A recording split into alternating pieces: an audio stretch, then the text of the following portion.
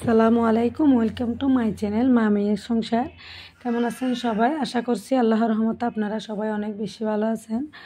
আমি আলহামদুলিল্লাহ ভালো আছি। তো আমি আজকে সকালে এই কম্বলগুলো একটু রোদ্রে দিয়ে দিচ্ছি ছাদের উপরে গিয়ে।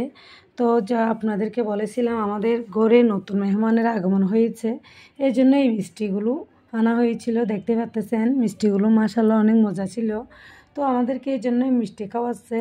তো মিষ্টি আমরা খেয়ে নিয়েছি, আলহামদুলিল্লাহ অনেক বেশি ভালো লেগেছে।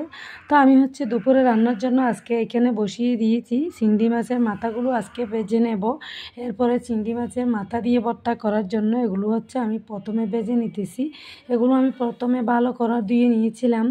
এরপরে পানিগুলো জড়াতে দিয়েছিলাম। এরপর আমি একটা ফ্রাই প্যানের মধ্যে দিয়ে ভালো করে ভেজে নিয়েছি, কারণ একটু শক্ত শক্ত হলে ভাজা হয়ে গেলে এরপরে আমি একটা এটা দা বলে, যেটা ডাট দিয়ে এগুলো আমি একটু গুঁড়া করে নিতেছি। এগুলো গুঁড়া করে নিয়ে এখানে অনেকগুলো মাথা, এগুলো একসাথে ভর্তা করা যাবে না, এই জন্য সবগুলো মাথা আজকে আমি ভেজে বক্সের মধ্যে করে ভরে রাখবো। যেদিন দরকার হয় ওদিন আমি রান্না করার জন্য নিয়ে নিব।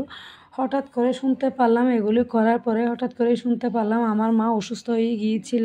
আমি অনেক আগে থেকে আপনাদেরকে শেয়ার করেছিলাম আমার মা অনেক দিন ধরে অসুস্থ। তো হঠাৎ করে আজকে আরও বেশি অসুস্থ হয়ে গিয়েছিল। হঠাৎ করে চলে আসলাম মাকে দেখতে। তো এখন আমরা মাকে দেখার পর চলে যাব হাসপাতালের মধ্যে। দেখতে পাচ্ছেন আমার মা একদম অসুস্থ হয়ে পড়েছে। তো এখন আমরা আমার মাকে নিয়ে হাসপাতালে এসে গিয়েছি। এটা চট্টগ্রামের আগ্রাবাদের মধ্যে মা ও শিশু হাসপাতাল। তো আমি অত বেশি শেয়ার করতে পারিনি, মেয়েকে বলছি এখানে এসে একটু টুকিটাকি হলো শেয়ার করে নিতে।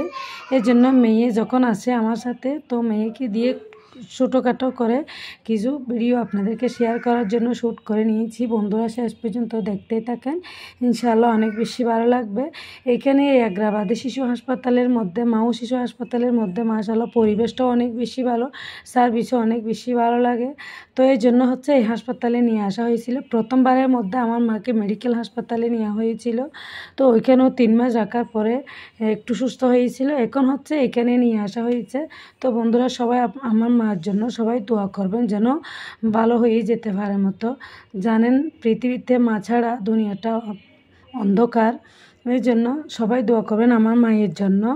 তো আজকের ভিডিও আর বেশি লম্বা করব না, এতটুকুর মধ্যেই সবাই সুস্থ থাকবেন, দোয়া করবেন। আসসালামু আলাইকুম, আল্লাহ হাফেজ।